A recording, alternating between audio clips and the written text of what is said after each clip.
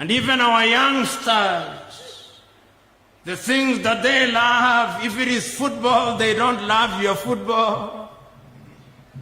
Young men are busy on a daily basis watching English football. Manchester United, Arsenal, Chelsea. And if they move away from England, they go to Paris Saint-Germain. If they move a little, they go to Spain, Real Madrid, Barcelona. And if they move away, they go to Italy, Roma. Oh, Africa.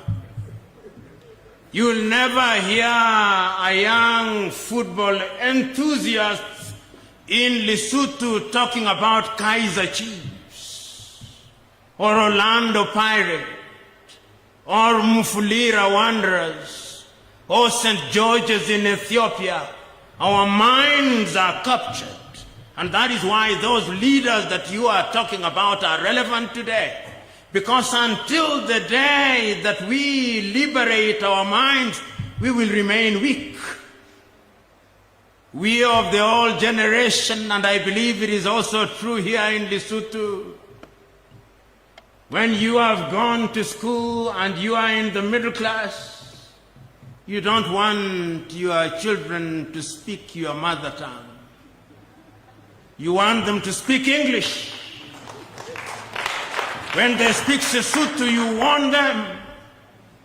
That is not good. We love the things that the colonialists taught us. If you go to the former French colonies, they want them to speak French. If you go to the former Portuguese colonies, you want them to speak Portuguese. And we do not stop there. When we go into the restaurants, the food that we order and love is English, French, complete by describing potato chips as French fries, even when they are grown here in Lesotho. You and me recognize how weak Africa is. Writing in 1963 in a book entitled Africa Must Unite, Kwame Nkrumah says, Africa may be in a position to free herself politically. She may even be in a position to free herself economically. But my fear is the psychosocial impact of colonization. The European has succeeded in demonstrating and in telling the African that he is inferior. And somehow the Africa still believes that he is inferior. He said that that will take a little longer to eliminate. The European has made the African hate what is African and love what is European. And today, when I look at Africa, even in the most mundane of things, it pains me that the Osagyefo was right. Because the battle is the battle of the minds. So what do I see when I look at Africa today, standing on the shoulders of those great leaders of old? When I stand on the shoulders of King Moshe Oshoi I, of the Basotho people, this is what I see. I see an Africa where people are proud of their culture, because that is what he fought for. I see a people who are proud of being the Basotho, but also proud of being Africans. I see a people who are proud and dignified. I see a people who recognize that our dignity lies in our diversity, standing on the shoulders of Moshe Eshoe the first. I can see it. When I stand on the shoulders of the Osagie for Kwame Nkrumah, accuse me all you want, call me intellectually lazy, call me a romanticist, call me naive, but when I stand on the shoulders of the Osagie for Nkrumah, this is the Africa that I see. I see an Africa one day where there'll be a single passport for all of us.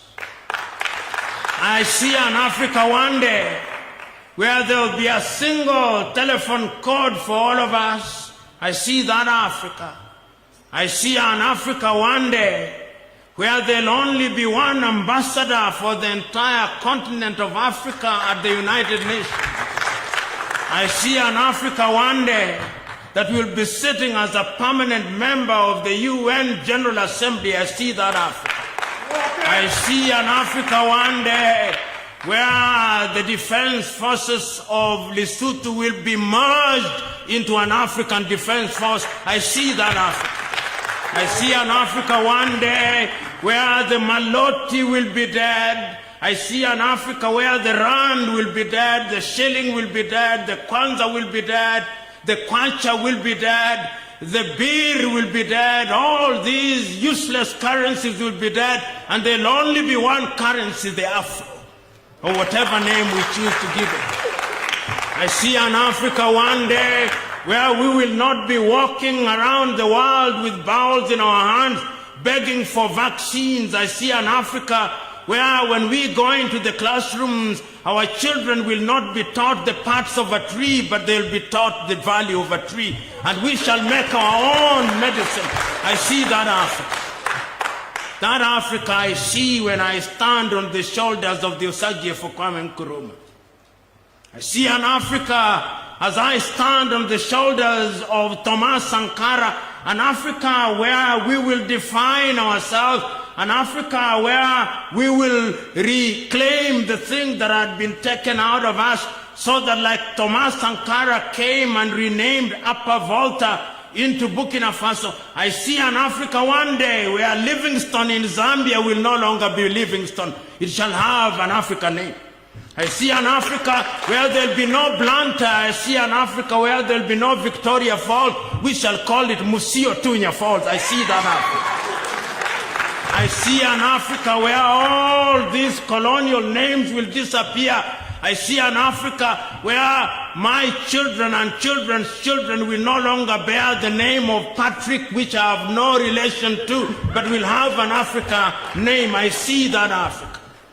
And when I stand on the shoulders of Muammar al-Gaddafi, I see an Africa where we will have unity in diversity, where the color of our skin will not be the determinant factor, but our fidelity to the continent of Africa. I see that Africa. And when I stand on the shoulders of John Joseph Pombe Magufuli, I see an Africa that will utilize our own resources, so that when she is dealing with the Chinese, when she's dealing with the Europeans and the Americans and the Indians, she will be dealing with them on the basis of equality. An Africa that will sit at the dinner table of civilization, not under the table where she is eating crumbs. I look at that Africa and I see it when I stand on the shoulders of John Joseph Pombe Magufuli. And I could stand on many other shoulders. I could stand on the shoulder of Patrice Emery Lumumba and say that I'll see an Africa where history is written by us in the same manner that Kennedy Selassie has now written here today, and we are celebrating. I can also stand on the shoulders of Mwalimu Kambarage Nyerere and on the shoulders of Samora Moises Machel and say with Samora, a luta continua, victoria esse.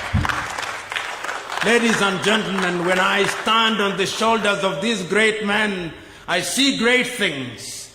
And as my good sister, Madam Bosio said, I have no nightmare, I have big dreams. And I will not allow nightmares to stand in my sight.